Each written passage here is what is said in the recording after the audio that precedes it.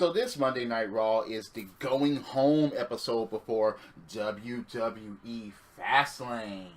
Yes, the Fastlane on the road to WrestleMania.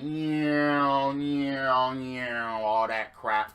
Yeah, so it starts with Goldberg, and he comes out, and he's like, oh yeah, Kevin Owens, he came out last week, and he had his dark light, he had his spotlight, and all he was doing is talking, and we're 6 days away, and I make a promise. Yes, Goldberg is making promises that he will become the Universal Champion, that he will win and beat Owens and all that crap. He said he made a promise to the fans, his wife, his son. He always keeps his promises, and so on. Oh yes, and Goldberg didn't have any blood rushing down his forehead this time because he didn't bang it on the door on his way out. So yeah, cue Kevin Owens, and Kevin Owens basically comes to the fucking ramp, of course, and he basically talks about his promises, as far as his promises to win and to keep and retain the Universal Championship. But he ran down the list of his accomplishments. First off, he arrived and he beat John Cena on his first night. Yeah, he made that promise that he was going to do when he set out to do it. He ran down the people that he has beaten or he has combated, and he's gotten past. He's gotten past Cena, Ambrose, Styles, Reigns, and he didn't want to mention Jericho because he wasn't worth mentioning and stuff like that. But anyway, yeah, more on that, because again, there is no United States Championship being defended at Fastlane. There isn't anything with Jericho at Fastlane, so please watch out for that for Fastlane. So he says that Goldberg is next in his evolution of Kevin Owens's Universal Championship reign. So Goldberg is basically calling him out at this point. He's like, all right, why don't you just come up in this ring? And Kevin Owens is like, oh yeah, you'll want that. Basically playing the crowd for sheep again. Yeah, you want that, don't you? You will want, yeah, us right now, forget Fastlane. Oh yeah, you're Green Bay and you don't deserve that. But the last thing he said, he's like, yeah, at the end of Fastlane, at the end of the match, the Goldberg chants die. Okay, what about WrestleMania? You do know that Goldberg is going to be wrestling at WrestleMania. Those chants aren't going anywhere. All right, they're just not. I understand that there's not going to be any confrontation or anything like that. And Goldberg is like, one spear, one jackhammer, he's champion. Basically, that's what everyone sees. Everyone sees a spear, a jackhammer, and he's going to win the title. And I don't know. Can Goldberg take punishment? Can he wrestle a long match? Will it be a long match? Will it just be a spear and jackhammer? Will it be a Jericho distraction? Then a spear, then a jackhammer. Who knows? But anyway. So, New Day. They come out and they're wearing new shirts. New Day Pops. New Day Pops. Yeah, they had ice cream pops, and they have their new merchandise out. And they're trying to give us ice cream. Yeah, they give us sugar. Yeah, we know. And next thing you know, the Shining Stars come out. Shining Stars come out, and whoa. There's been a mistake. You're not our opponents for the night. Basically, make a joke about the Oscars. They're basically slamming the Oscars because the Oscars made a fucking big mistake as saying that, oh, wait, no, you're on stage, but you didn't win Best Picture. They basically just trolled the La La Land fucking Moonlight situation, and it was kind of funny. Oh, you guys facing the Big Show later on tonight, but we're actually going to be facing Rusev and Jinder Mahal. So cue that match. So Rusev doesn't have his face mask anymore, but it really doesn't matter at this point. Rusev is no longer a beast. He's no longer a force. He's no longer something to be taken seriously to a point. Now he's a big fucking joke. He is. And it's thanks to him losing the United States Championship to John Cena, him losing the United States Championship to Roman Reigns. They didn't have a quality feud for Rusev. They had him squashing or being squashed. So now he's teaming up with Jinder Mahal, and basically he's going nowhere. And he's going nowhere fast. And yeah, there's that block. Because the New Day wins this match. And the main reason why they win is because Jinder Mahal gets pinned due to the distraction of outside the ring between Lana and freaking... And it's like, oh, God. Yeah, Rusev wanted to go protect his wife. But it's just the fact that they lost the match, and now there's a disagreement between Rusev and Jinder Mahal, and we don't have any idea what's going to happen there. But the New Day wins, and it's like, duh. Did you actually think that Rusev and Jinder Mahal was going to win? No, don't think so. So, Enzo and Cass are talking in the back on how much that, yeah, they're going to become the tag team champions, and that Rusev is not Rusev, and that Enzo was never going to take the belt off, and so on and so forth, but they say they have to win the belts first. Then you have Cesaro and Samoa Joe get into it in the back. Yes, they run down their little history, because they do have history. And Joe is like, yeah, you're still trying to reach for that brass ring. That's an ongoing joke with Cesaro, which is not really a joke. It's kind of crazy and pathetic. But they joke about that, and, yeah. It's funny because even Sheamus was like, yeah, let me at him. Doing the whole scrappy dude bit. Let me at him. I'll splat him. And Sheamus, Cesaro was like, no, I got this. Let me at him.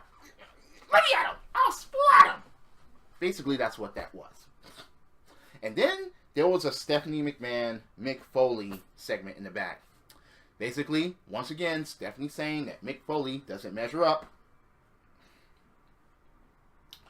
And the whole general manager thing and the whole commissioner thing, you know, at this point, it's like, all right, look, we all knew that this wasn't going to work between Stephanie and Mick. We all knew that there's going to be some conflict. We all knew that Stephanie was going to do the power hungry thing, and Mick was going to try to satisfy the things the fans want. We knew that this was not going to work 100% of the time. So to even have this segment, it's just ridiculous to me. It just is. I just don't. And more on that with Mick later, because yeah, it breaks down later on in the show. So Akira Tozawa versus Noam Dar, short match pretty much, and Noam Dar is not going anywhere. Well, at least he has Alicia Fox, right? After the match, though, Brian Kendrick attacks. And he basically is like, okay, lesson number 3, always have the eyes in the back of your head. He's teaching him lessons as he's going along, and it's like, lessons, yeah. So, Samoa Joe, Mick Foley have their segment. And basically, Mick Foley's like, yeah, you're Triple H's puppet. Yeah, you're doing everything that he asks, and, you know, and always mentioning him. Yeah, what other than that is a puppet, you know? And makes the match between Samoa Joe and Cesaro for later on. Duh, we all saw that match was coming because of the confrontation earlier. Alright. So you have Charlotte come out with Dana Brooke, and she tries to say that Bayley is selfish, and Bayley has been playing everyone because she didn't give up the title. And she starts saying that Bayley is a one-hit wonder. Yeah, one-hit wonder. Even though Bayley beat her, you know, multiple times. And it's funny how Bayley came out and pointed that out, that she's beaten Charlotte 3 times. One-hit wonder, huh? Yeah. And basically, she says that her next dream is being champion at WrestleMania. And of course, Charlotte is going to go on a tirade on how she's not going to make it to WrestleMania, and that she's going to regain her championship at the upcoming pay-per-view Fastlane. Cue Sasha Banks and says that, alright, yeah, she says that Bayley is deserving. And again, we all know that We all know that this is going to be leading up to a match or leading up to something else. We all knew that. We just, it's just pasted in front of us. So, yeah, tag team match. But it's not against Charlotte and Dana. It's Charlotte and the one that's not like most girls, Nia Jax. So Nia Jax and Charlotte against Bayley and Sasha. The heels actually fucking win the match. When Nia Jax pinned Bayley with a leg drop.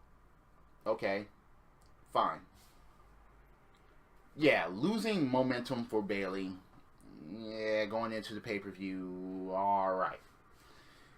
Braun Strowman wants a contract. A contract signing. Why? Why are you going to lead us up to this? He basically demands Foley that he wants a contract signing so Roman Reigns won't run or anything like that. That he's going to show up or not run away or not going to, and it's like, seriously? Are you serious? A contract signing between these two. No belt on the line. No heavy stipulation of you lose, you leave, or anything like that. This is just to have Roman Reigns in a last fucking segment of the fucking show. That's all this is. So, you had Luke Gallows against Big Cass. And he's 7 foot tall, and you can't teach that. I liked how Enzo and Cass kept their intro a little short. They got to the one word to describe you. They got to that pretty fast because they said they're going to win the tag team championships at Fastlane, which I don't think that's going to happen. But, yeah. So, Big Cass actually beats Luke Gallows. And the reason why is because Anderson tried to attack Enzo and tried to run him into the steel steps, and Enzo actually fucking reverses it. And then Big Cass hits a big boot later. Kind of looked like Test for a moment. And actually beat Gallows. Okay, that's fine. Sheamus and fucking Titus O'Neil. Why is Titus still there? What? Is he still being punished for, after his suspension and so on and so forth? Because they played a little confrontation of saying that, okay, yeah, after your buddy Cesaro, gets demolished by Samoa Joe, you're going to need a new partner and we're going to have this Irish connection. Irish connection? Titus, are you serious? So basically, yeah. Sheamus was like, leave me alone and stuff like that. No, and this leads up to a match. The funniest thing about the Cesaro, the Sheamus versus Titus O'Neil thing is that before the match, Titus O'Neil attacks. And it actually kind of feels like we can finally take this man seriously until the fucking bell rings. Titus O'Neil actually attacks a little bit more. And then the referee pulls him off like, no. And then, brogue kick. Right out of the corner. 1, 2, 3. And that's it. At least have 2 or 3 brogue kick. No. We can't take Titus O'Neil seriously. We just can't. Damn shame, really. Especially when JBL was like, Titus O'Neil is going to be a future world champion at one point. So, Seth Rollins' interview with Corey Graves. Rollins is actually coming out, with a crutch, knee. And, yeah, okay, fine. And basically, it was the question of him being at WrestleMania or not. Because it was cutting to that chase. But before that, even Rollins was like, maybe I deserve this. Because, he was riding high, and he was, how did he get there? As far as, he didn't go into it by detail, but turning his back on the Shield, his Shield brothers, and so on, in order to get there. And he's saying that he didn't sell out, he bought in and everything. So, yeah, he said that he didn't think it's not looking good, that he's not going to make it at WrestleMania. Cue Triple H and Samoa Joe, who's going to be at the other side of the ring. And Triple H goes on the basic tirade that he goes to. As far as saying, about Seth Rollins, as far as him giving everything and so on and so forth. And, yeah. Gloating. Yeah. Yeah, Triple H is basically gloating because, of course, he doesn't want Rollins there. He doesn't want to face Rollins and so on and so forth. So, yeah. But he basically goes and says that, alright, I'm going to answer it for you. no, you're not going to be at WrestleMania, because if you are going to be at WrestleMania, this will be the last thing that you do. And Rollins is like, all right, look, I already have nothing to lose, so yeah, I'm going to be at WrestleMania. Okay, it just took Triple H to decide at that moment that you're going to be at WrestleMania? Seriously? Then why would you say that you weren't going to be at WrestleMania? And you already had that fire about Triple H. I don't understand that. I really don't understand that. Speaking of things that I don't understand, the Big Show versus the Shining Stars. Man, I miss the Giant. Big Show against Shining Stars. No. Big Show wins. Duh. Did anyone think that, I don't know, that the Shining Stars actually had a chance? No? Okay. Neville and Tony Nese against Jack Gallagher and TJ Perkins. Earlier in the backstage thing, you know, Neville was just trying to say that the point of all this is to, you know, damage Jack Gallagher and make sure he doesn't make it to Fastlane. And of course, yeah, Tony Nese is like, look, you know, just, I'm the premier athlete, stay out of my way. And so they did the whole stay out of my way thing. So get to the actual Cruiserweight tag team match. Pretty standard. But it was funny how Neville left Tony Nese hanging, and Jack Gallagher actually, you know, won the match and actually got a submission. But yeah, so again, the whole going home thing before the pay-per-view kind of pays off at this point, because they're like, all right, they're going to cross this Sunday, and it's like, yeah, it's... So, Beth Phoenix to the Hall of Fame.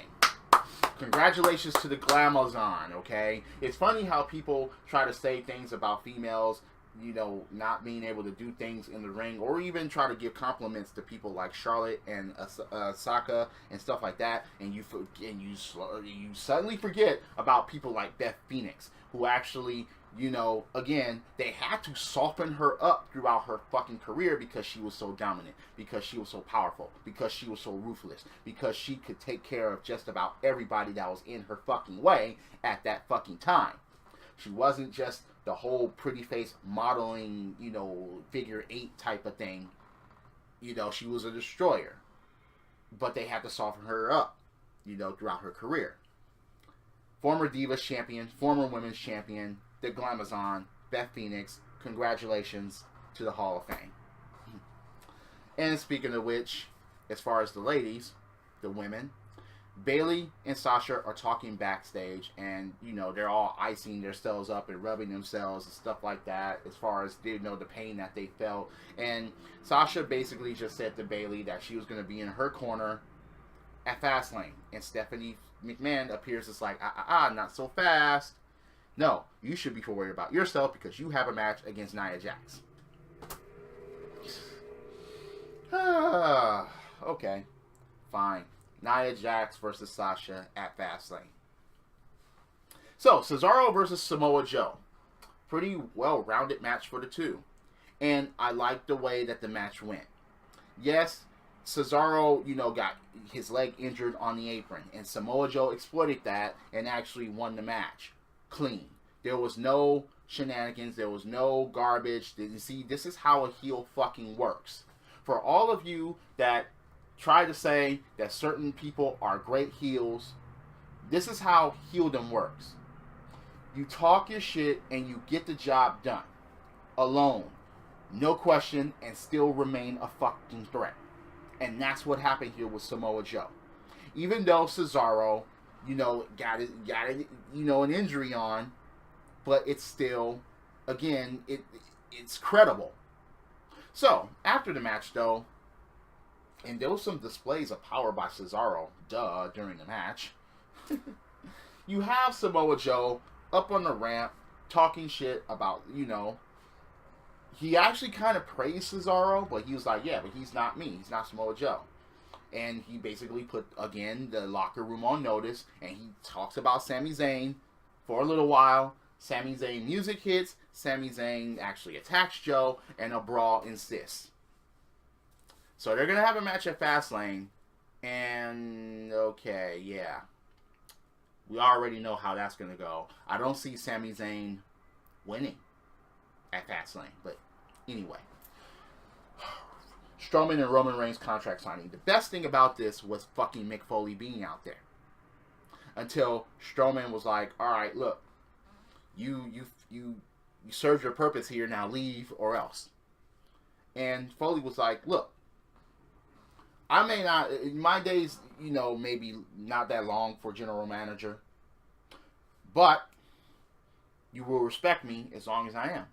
And Strowman was like, yeah, there have been times that I could have respected you, yeah, you're washed, Stephanie was right, you're washed up. And that's when Foley was like, yeah, sick and tired of getting pushed around.